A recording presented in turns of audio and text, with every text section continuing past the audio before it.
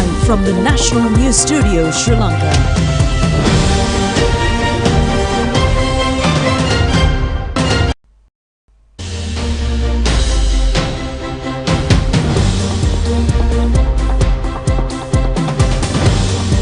Good evening. Welcome to the National News broadcast coming to you live from the National News Studio here at Rupavahini. I'm Kasani Balachandra. I'm Niket Karunaratne and we'll start off with the headlines as usual.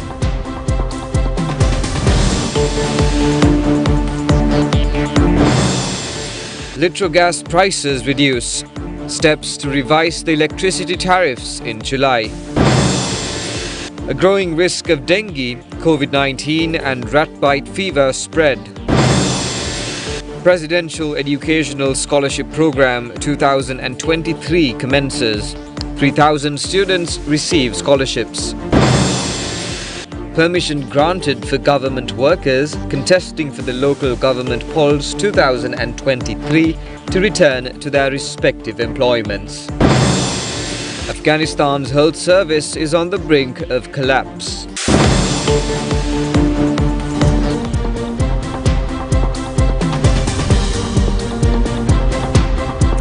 We move on to those and other stories in detail, and in your top local story tonight, Litro Gas Company has taken steps to reduce the price of a 12.5 kilogram domestic gas cylinder by 100 rupees from midnight today.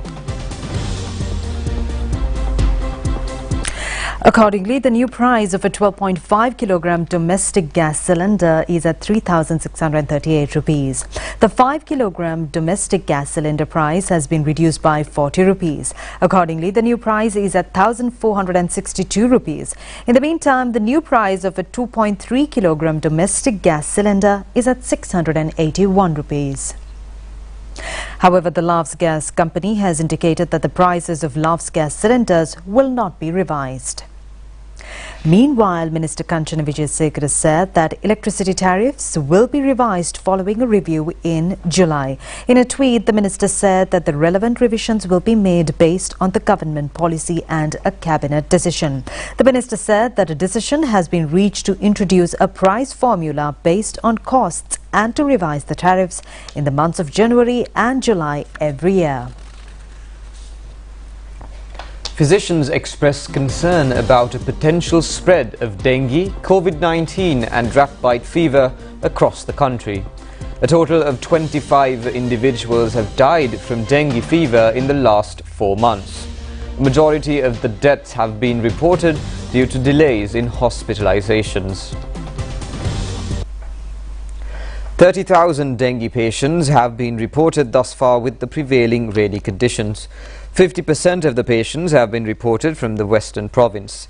Doctors have said that steps should be taken to destroy mosquito breeding places, maintain a clean environment and protect children from mosquito bites.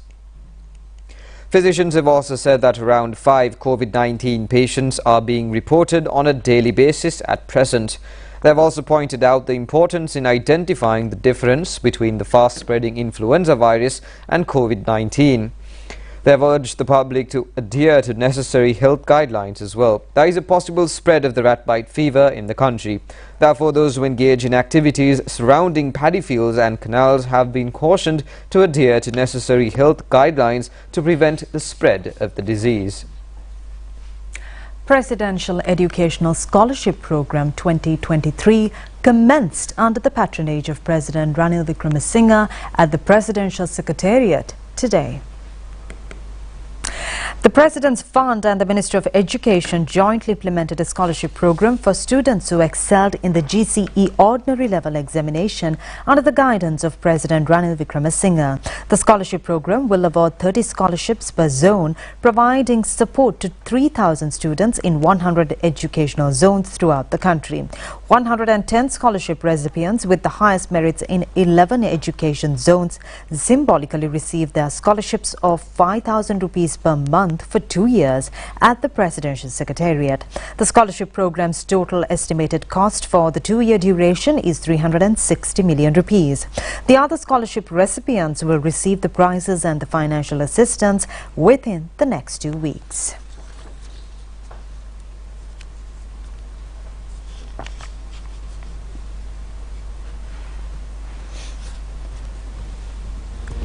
Committee on Public Enterprises makes recommendations to the University Grants Commission to increase the quality of university education to match the job market.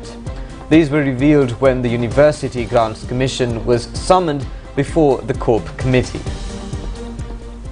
The Committee on Public Enterprises was convened under the chairmanship of Member of Parliament Professor Ranjit Bandara. Officials attached to the University Grants Commission and the Higher Education Ministry were summoned before the committee. Instructions were directed to present the legal changes required to be made within a month to prevent the improper use of doctor and professor titles. The committee, which focused on conducting aptitude tests related to certain subjects during university entrance, creates a possibility of unfairness to students who have obtained a high ISET value. It was emphasized that there is no need for further aptitude test, as a practical test have already been conducted for those subjects for the calculation of the ISET score in the advanced level examination. It was also disclosed that 2 billion rupees should be obtained from lecturers who went abroad for study purposes and has not returned back. The committee members pointed out that they should take action to recover this amount from the relevant guarantors. The committee pointed out the need to further strengthen the commission to match the current needs. It was recommended during the meeting to enforce a regulatory mechanism pertaining to degrees awarded by private universities and higher education institutes.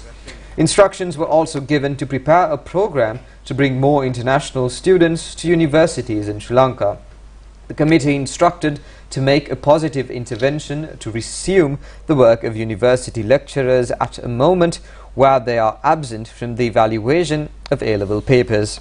It was also decided to summon the University Grants Commission again in 2 months to review the progress of implementing all these recommendations.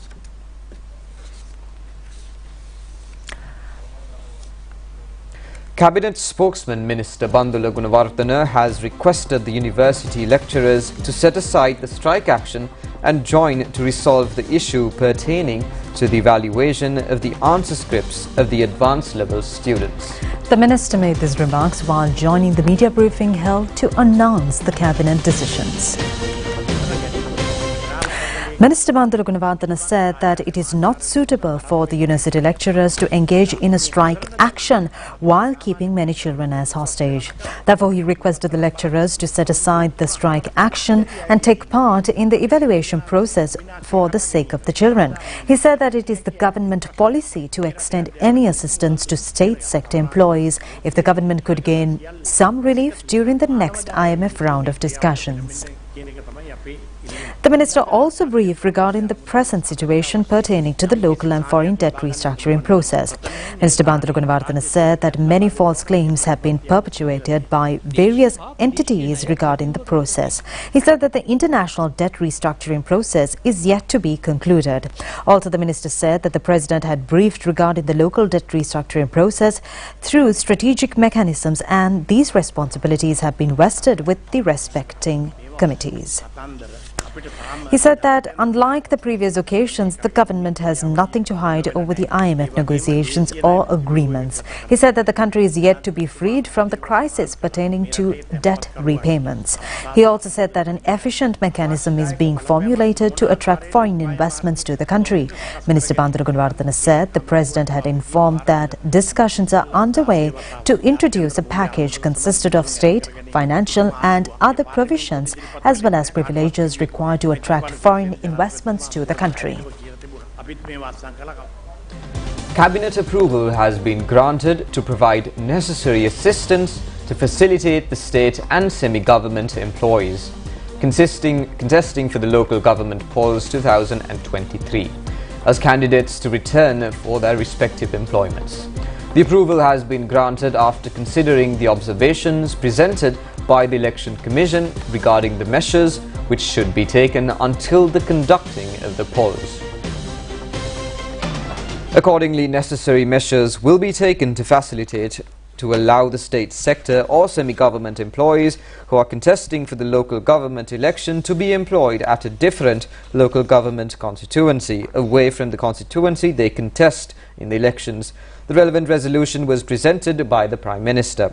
The cabinet approval has been granted to take necessary steps to manage the Ranmihit and Mahinda Rajapaksa National Tele-Cinema Park under public-private partnership. The relevant cabinet paper presented by Minister Vidura Vikramanayake was taken up for discussions in the cabinet on the 27th of February.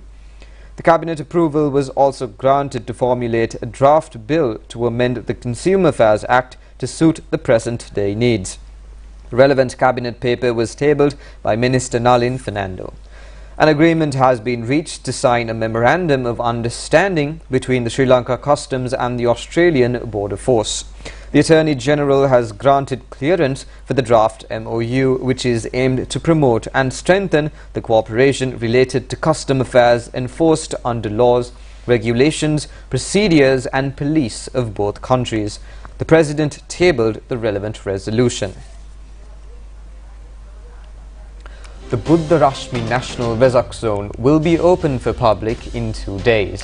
The National Vesak Zone is scheduled to be held on May 5th, 6th and 7th, centering around Unupitiya Gangarama Temple in Colombo.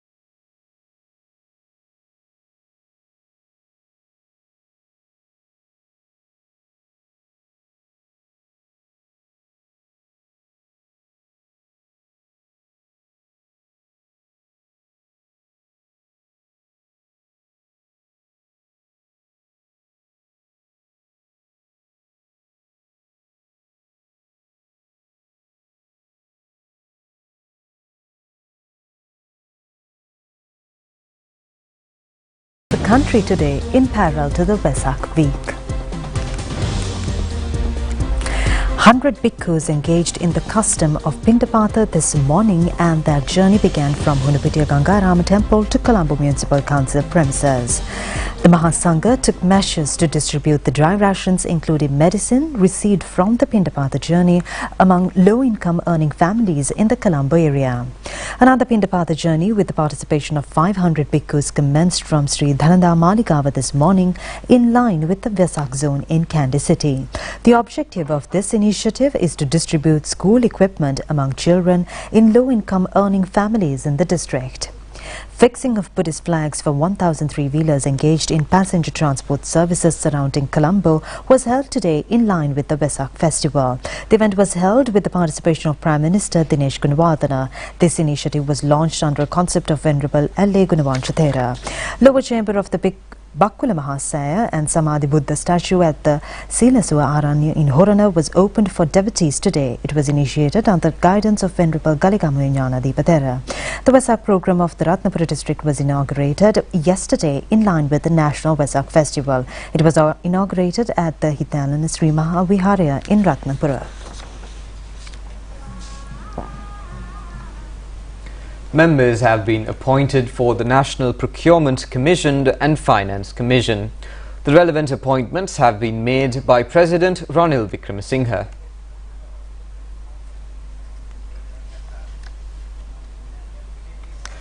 New chairperson of the National Procurement is W. Sudharma Karunaratne. Varnakula Surya Ivan Thisera Deepiyasiri Dharanagama, Sumandiram Sinnakandu and AG Pubudu Asanga Gunavansa are the other members of the Commission. Sumit Abe Singha has been appointed as the new chairman of the Finance Commission. Rest of the Commission members are Tuan Nalin Osen and Mayan Wamadevan.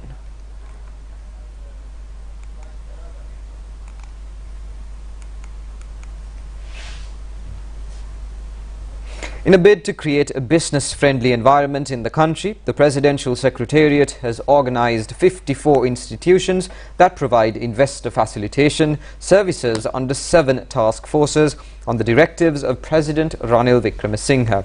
The aim is to simplify the processes involved, reduce the time taken and make information readily available to increase efficiency. The first review was held on the task force on registering a business, which focuses on legal reforms and operational improvements to facilitate business entry at the Registrar of Companies. The second review focused on the registering property task force, which aims to improve the steps involved in land registration, required certificates and related payments. The task force is composed of 7 institutions, including the Surveyor General's Department, Colombo Municipal Council, Western Province Revenue Department and Information and Communication Technology Agency. The task force is committed to implementing the e-land system to minimize the time, cost and procedures involved in dealing with title searches, registering e-deeds and obtaining building street line certificates. Today marks the World Press Freedom Day. 3 decades have passed since the day was proclaimed in 1993. World Press Freedom Day was first celebrated in 1993 following the recommendation of the General Conference of United Nations Educational, Scientific and Cultural Organization, also known as UNESCO. World Press Freedom Day observed to raise awareness of the importance of freedom of the press and remind governments of their duty to respect and uphold the right to freedom of expression enshrined under Article 19 of the 1948 Universal Declaration of Human Rights. May 3rd also acts as a day of reflection among media professionals about issues of press freedom and professional ethics. In a statement issued on the World Press Freedom Day, Secretary General Antonio Guterres said that freedom of the press is the foundation of democracy and justice, and it is under threat. The National Nutrition Policy of Sri Lanka was unveiled today. The ceremony, organized by the Ministry of Health, was held at the PMICH. The policy has proposed to implement the nutrition plan until 2030. All citizens will be included in this program. The theme of this policy is an optimal nutrition for all Sri Lankans. The purpose of this program is to achieve and maintain nutritious well-being of Sri Lankans to contribute towards sustainable development. The objective is to eliminate all nutritional anomalies by 2030 through direct and indirect nutritional programs. Secretary to the Ministry of Health, Janaka Sri Chandragupta, was present at this occasion. The Asian Development Bank commends Sri Lanka for its efforts to avert a greater crisis and for laying a strong foundation for the country's economic recovery.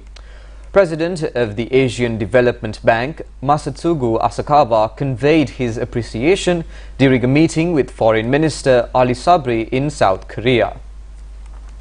The meeting took place on the sidelines of the 56th annual meeting of the Board of Governors of the Asian Development Bank, currently underway in South Korea. Minister Sabri expressed Sri Lanka's gratitude for the excellent partnership and cooperation extended by the Asian Development Bank during the challenging period and for supporting the country's recovery process. Whilst conveying the best wishes of President Ranil Wickremesinghe, Minister Sabri further sought technical support and financial assistance from the bank in the spheres of digitalization, agriculture, renewable energy and financial sector stability. The ADB President expressed his appreciation for the encouraging work Sri Lanka has done so far to avert a greater crisis and for laying a strong foundation for the country's recovery. The ADB President pledged to continue engagement with Sri Lanka with renewed vigour in a variety of areas. Minister Sabri is set to deliver a statement at the Governor's business session tomorrow. Meanwhile, Minister Ali Sabri also met with the Finance Minister of India, Nirmala Sitharaman, on the sidelines of the Asian Development Bank's 56th annual meeting. In a tweet, Minister Ali Sabri has indicated that the two parties discussed further strengthening the bilateral relationship and economic partnership for the benefit of both Sri Lanka and India. The minister has also said that he also expressed Sri Lanka's gratitude to the Indian Finance Minister and the Government of India for all the assistance and support extended to the country during a difficult and challenging time and for contributing positively towards the recovery process. UNDP resident representative in Sri Lanka, Azusa Kubota, met with Minister Kanchana Wijesekara. The meeting was held yesterday.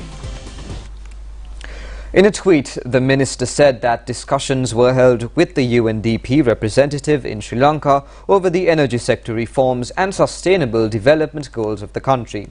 The tweet has further indicated that the minister and the UNDP resident representative further discussed on the government policy loans and grants for the development of renewable energy, the proposed feed-in tariff formula, transformation to electric vehicles and grants to source rooftop solar panels for small and medium-sized enterprises sector.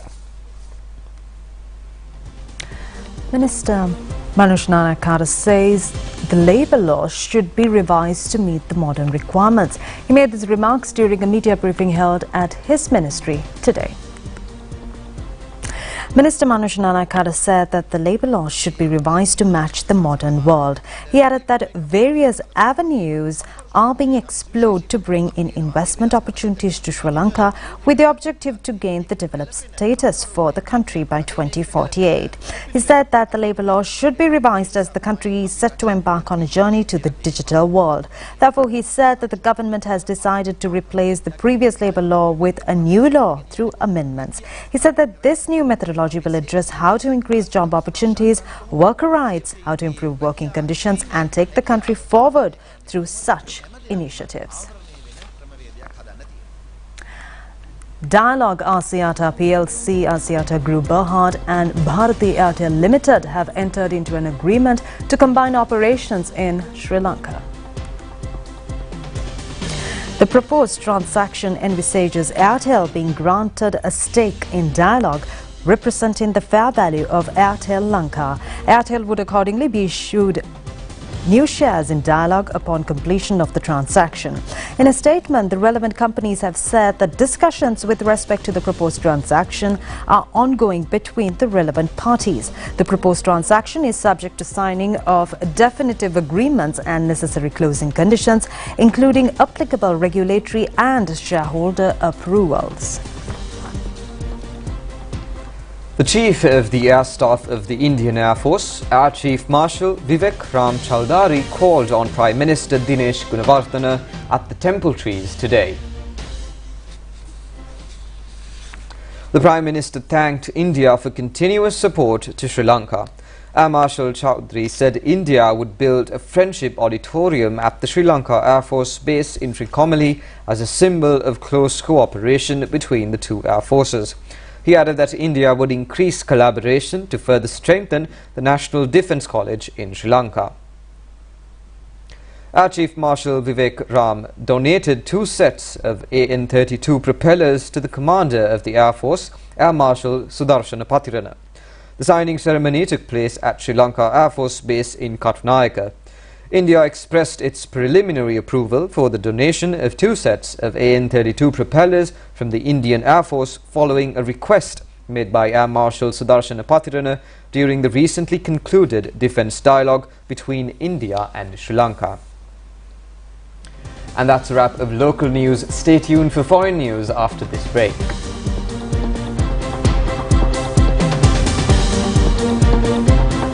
கணக்கில் அதிர்ஷ்டம் பெறும் எமது வீரனே நாடு விட்டு நாடு சென்று வென்ற தோழனே பீப்பிள்ஸ் ரெமிட்டன்ஸ் மூலம் வென்ற சூரனே உழைப்பினாலே கடமை செய்த பொறுப்பாளனே கோடி அதிர்ஷ்டம் அல்ல முன்கூட்டிய வாழ்க்கையை வெல்ல பீப்பிள்ஸ் ரெமிட்டன்ஸ் வரமே கோடி அதிர்ஷ்டம் தருமே. வாராந்தம் 1 லட்சம் ரூபாய், மாதாந்தம் 1 மில்லியன் ரூபாய், ஆண்டுவதியில் மாபெரும் சீட்டெடுப்பில் 1 கோடி ரூபாய் உட்பட மேலும் பணப்பரிசுகளை வெல்லுங்கள். பீப்பிள்ஸ் ரெமிட்டன்ஸ் கோடி அதிர்ஷ்டம். நேரடியாக அனுப்புங்கள், பெரும் வெற்றி காணுங்கள்.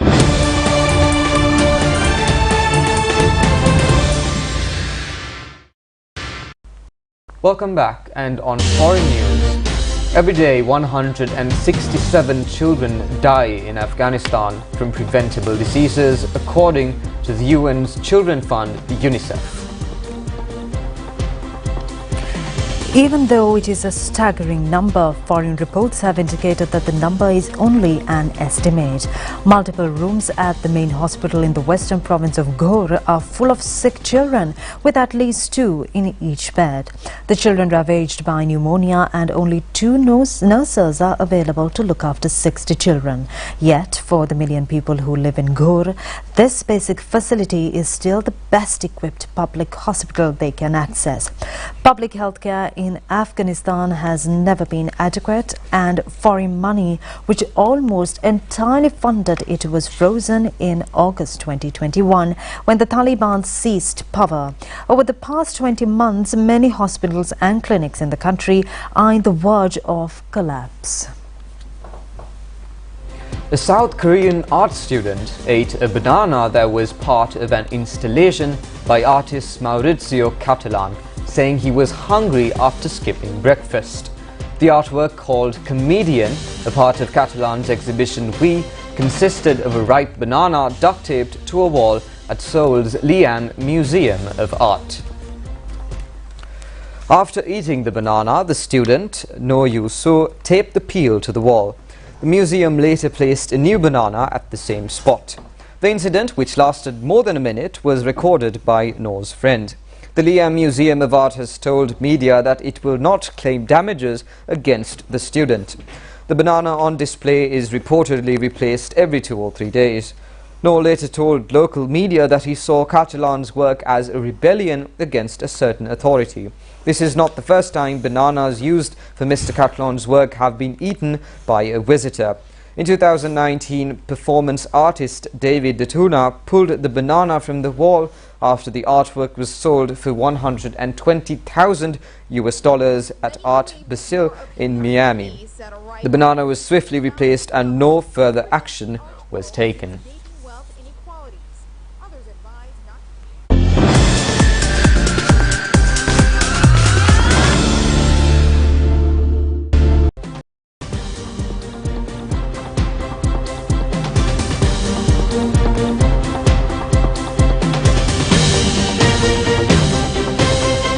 Taking a look at your sports news tonight, Aruna Darshana was able to record his career best timing in the men's 400 meters event today. He made this record at the Shizuoka Athletic Championship in Japan. This championship is categorized as a bronze event in the World Athletic Association Continental Tour.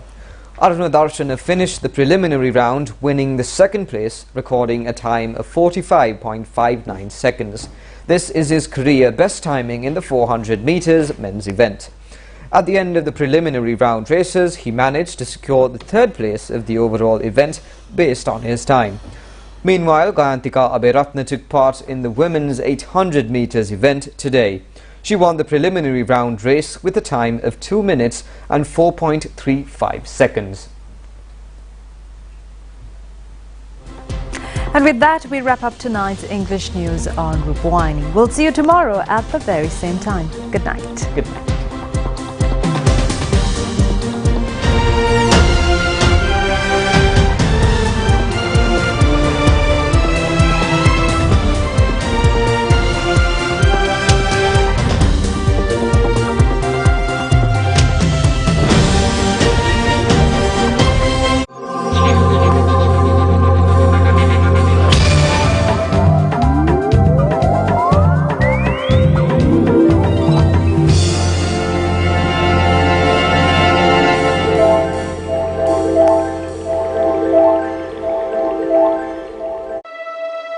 State-of-the-art biological research in Sri Lanka. So these days, as we are doing this special tagging system, which we call satellite tagging. A great mission carried out by the Sri Lankan university system. We try to tag a Eurasian pigeon, a migratory duck from Siberia. May 13th is World Migratory Birds Day. 7:45 p.m. on ChannelEye. It tells us how important Sri Lanka in the global biodiversity conservation, our value in the global protection of animals and plants in this planet. Pole to Pearl. May 13th Saturday 7:45 p.m. on ChannelEye.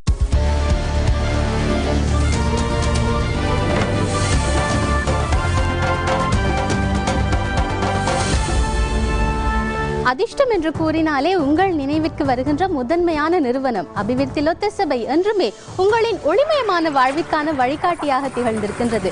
இன்றைய தினமும் நீங்கள் எதிர்பார்த்து காத்திருப்பது வெற்றியுடனான அதிர்ஷ்டமாக இருந்தால் அந்த அதிர்ஷ்டத்தினை அதிகமாய் நாம் உங்களுக்கு வழங்க போகின்றோம். இது DLBயின் லாட்டரி ஷோ. அதிர்ஷ்டசாலிகளே, இன்றைய தினத்திற்கான 6 சீட்லிப்புகளை பார்ப்பதற்கு முன்பதாக உங்களுக்கு பல மகிழ்ச்சிகரமான செய்திகளை வழங்க போகின்றோம்.